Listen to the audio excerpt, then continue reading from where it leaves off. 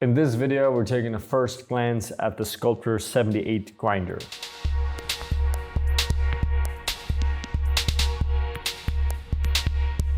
Welcome, my name is Patrick Rolfe and this is Coffee with April.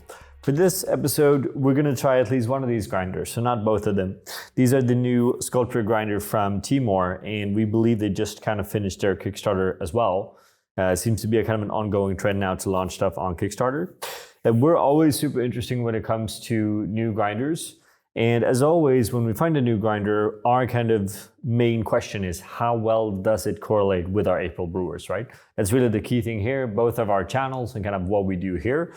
If you want a bit more like in-depth looking at burrs, looking at every single detail of the grinders, there's other YouTubers that already done that before us. I think Lance is one of the best recommendations. Kind of jump on one of his videos, and then if you want to know exactly how to use it and how to make the best coffee, then get back to us, right? So we have two different models here, and we're going to focus on the 78, so basically the larger model. I should say that both of these also comes in an espresso format, which basically will be the 78S. We don't have that. I will make sure to get that because I'm very curious to see how these actually play out on espresso. Now, apart from that, we're just going to walk you through a small, simple kind of details on how is it actually working, how are we using it, and then we're just going to brew a coffee and focus a little bit more on the sensory aspect of it, which is the most important thing. So again, how does these grinders correlate with the April brewer? That's really what we want to try to figure out. So basically with the grinder, what's is interesting and it's kind of a growing trend is that we're able to adjust RPM. So we have kind of a wide range of different RPMs here. We're running the big one here on 1,200 at the moment. RPM is still one of those things where I don't necessarily see taste-wise that it makes a much better cup of coffee to be able to change that. That being said, to be able to actually investigate that properly, you have to brew so many different coffees at a lot of different RPMs to kind of get a better understanding for what works and what doesn't work. So we can't really say too much at this point. But basically, higher RPM in this case is actually making a tastier coffee. That's what I'm going to say just in general. That being said, if I have a new coffee, let's say I switch in between the different April coffees, I'm not going to switch RPM based on the coffee. I'm going to focus a lot more on the individual kind of grind size. Now, a few other things that they kind of done. They basically follow the trend when it comes to magnetic features here, right? So that's a nice little touch.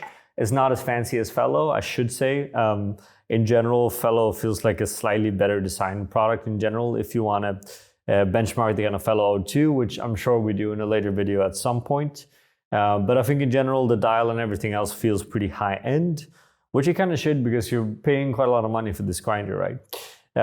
When it comes to the dial, we do have a very wide range of grind size.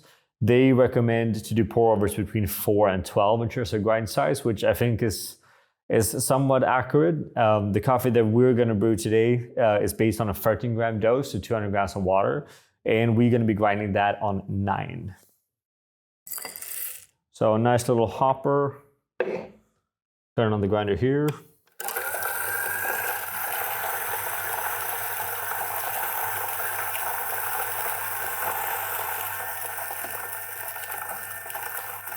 So higher RPM obviously means we're going to get that coffee out pretty quickly. One of the things I do actually really appreciate with the grinder is this.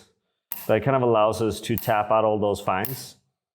In general, I think actually if you do want to compare it towards the O2, for example, this is a much cleaner setup in general, right? So one of the things with most home grinders is that they do make a mess, and that's something that we don't like here at April. So I really appreciate the fact that this is actually a slightly cleaner workflow than the other kind of options. So a little bit more detailed on the actual brewing. And we're going to do a more detailed video when we look into micron size and so on as well, right? Which we always measure, but these literally just arrived. So we kind of wanted to try them. We did a few test brews and we just want to share what we have so far with you guys.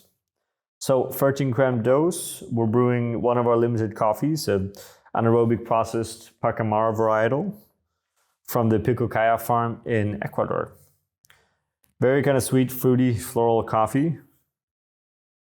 And the way that we're brewing it is, again, 13 grams of coffee to 200 grams of water. And we're splitting up our pour slightly different than what we've done before. We're basically going to do 2 initial 50 grams pour And then we're gonna finish off with one longer 100 gram pour. And it's just a pouring structure that seems to work really well with this coffee. As always, we try to always pour more water in that initial phase. And the second pour is again 50 gram circle pour. Up to 100, and then we let that sit. Water temperature is always very important. Here we sit around 90 to 91 degrees Celsius. The water ppm is definitely on the lower side. We just moved into the new roastery space and we're trying to kind of calibrate our reverse osmosis system, and we're around 30 to 40 ppm now, which seems very low, but for some reason it's actually able to extract quite well. Now at 1 minute, I'm gonna do one continuous 100 gram pour, and that's 50 gram in a circle, and the remaining 50 gram in a center. And then at 200, I'm pretty much done. Now, being an anaerobic coffee, as a lot of anaerobic coffees in general, the flow rate is pretty fast, meaning the water goes through quite quickly, which means, or that's also partially why we went on 9 on the grind size. So let's say I would brew, let's say a wash Typica, then I would probably go up to maybe 9.5, but you wouldn't find it much larger than 10 on this kind of ratio, right?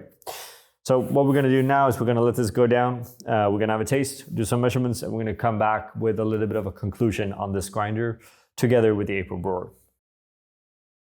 So we're back, tested, brewed, tasted, and it actually brews a really good cup of coffee. And I think that's kind of the interesting thing here, right? So one of the things that they're pitching in the video, which to be fair, most manufacturers of grinders are pitching, is some kind of uniform and consistency in grind size, right?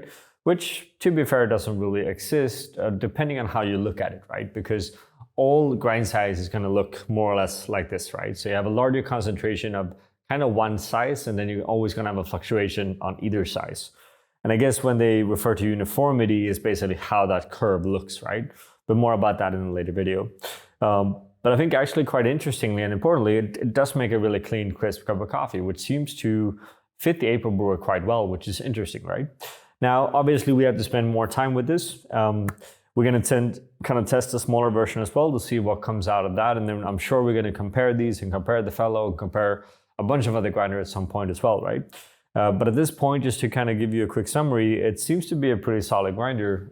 Definitely costs a little bit of money, but it's kind of easy to use. It is a little bit cleaner. We're gonna continue to kind of use it here at the office for a while just to see what we like and what we don't like with it. We need to brew a larger range of coffees to really kind of decide. But as an initial impression, it's kind of interesting, right?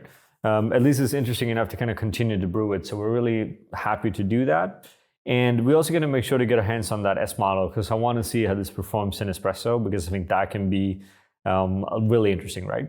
So with that, we'd love to hear your thoughts on it. If anyone out there is sitting on one, tried it, what's good and what's not good. And then we're kind of looking forward to bringing more content on these grinders in the future. And as always, if you have any grinders you're recommending, we're always very happy to hear more about it because we're always looking for that kind of perfect grinders to go with our April brewers. As per usual, sign up for our Patreon, subscribe here, comment, do all of this. That's really helpful. And with that, we just want to thank you for watching and wish you a great day. We want to give a special thank you to all of our Patreon supporters. It's because of you that we are able to continue to make these videos. And we want you all to feel free to always come with suggestions and ideas on the content that you want to see because we are doing this for you and because of you. Thank you from all of us here at April.